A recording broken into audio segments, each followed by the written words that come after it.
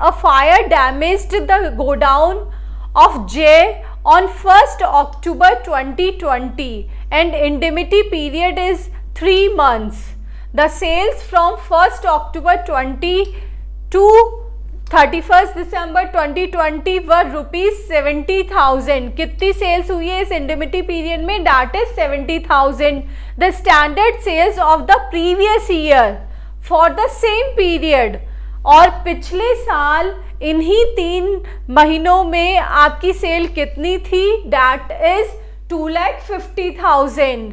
The sales are expected to increase by 20%. और हर साल जो अगर नॉर्मल ईयर रहता है तो हर साल आपकी सेल 20% से इंक्रीज होती है.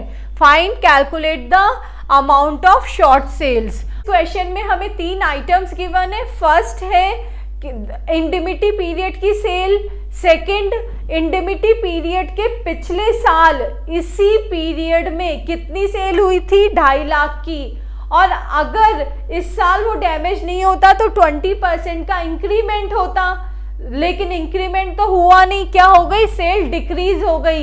इसी शॉर्टफॉल को हम कैलकुलेट कर रहे हैं.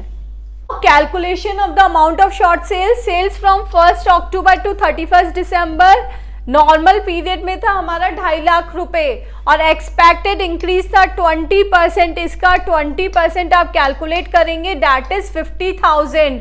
तो आपकी इस साल कितनी सेल्स होनी चाहिए थी? Adjusted sales is 3 lakh, but आपने इसमें से एक्चुअल सेल्स हमारी कितनी हुई है? 70,000. उसको लेस कर दिया तो amount of short cell is 2,20,000.